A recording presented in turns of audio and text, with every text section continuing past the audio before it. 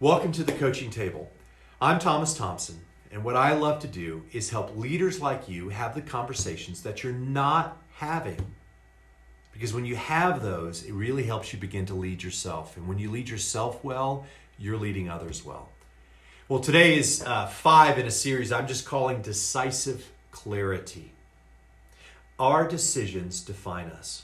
As leaders, we have to lead through countless decisions, and those are really important to us. And so we need to get better and better at making decisions with decisiveness and with clarity. So how do we do that? Well, I'm just sharing some principles and practical things that I have applied in my own leadership and I've tried to implement in the teams that I've led, and I want to share those with you. And so you can scroll down and click back and catch up with us, but we're right now on week number 5. Here's the key, number 5, to decisive clarity. What's your what and when's your when? What's your what and when's your when?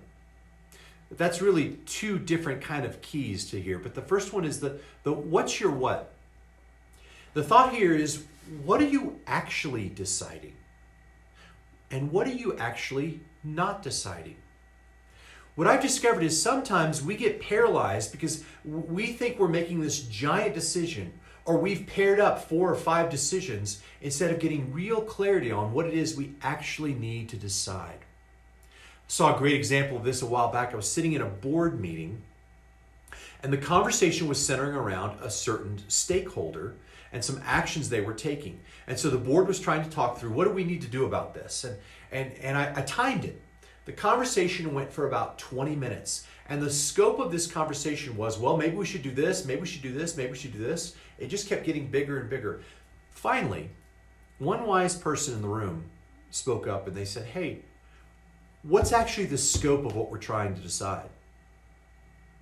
That one question kind of clarified and narrowed the decision. We realized, this organization is not trying to decide all these things about what this could happen and what this could happen. Really, they just needed to know the answer to one question.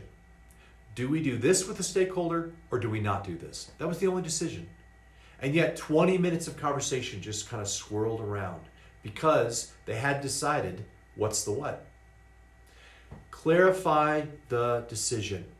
It helps to craft it out. Maybe grab somebody with a whiteboard and even pause the meeting and say, let me write out with a sentence here. What is the exact decision we're making?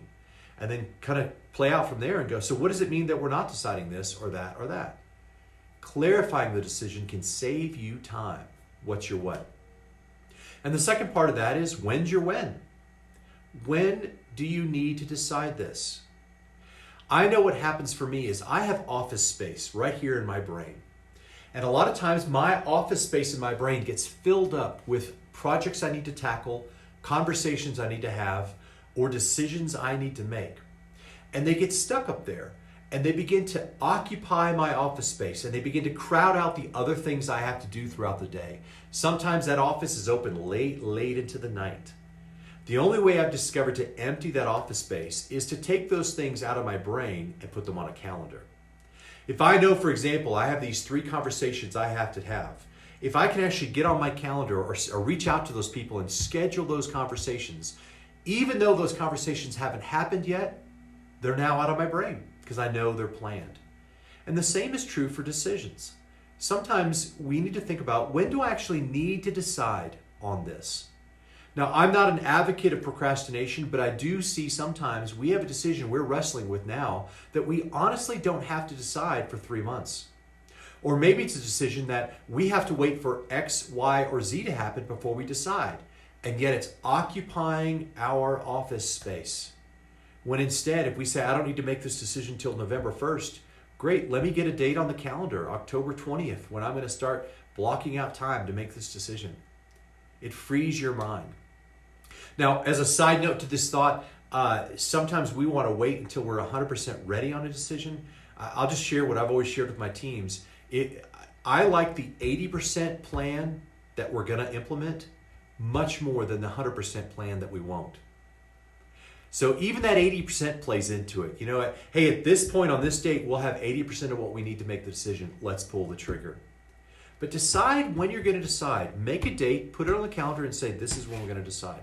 Now, you may be having some difficulty deciding on that date. Well, gosh, I don't know when it is important to make this decision. A couple thoughts here.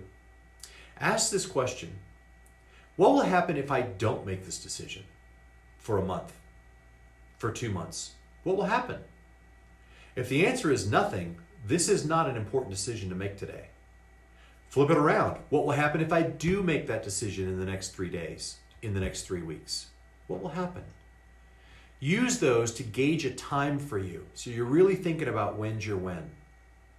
So here's your coaching table question as it relates to decisive clarity this week. What are we actually deciding, and when do we need to decide? If you don't have clarity on those two components, then you're going to be spinning your wheels and your office space is going to be filled. But get clarity on those and you'll make better decisions. I'd love to hear what you're learning about clarity in your decision making. And you can always scroll down and click on that link to my email and start a conversation with me.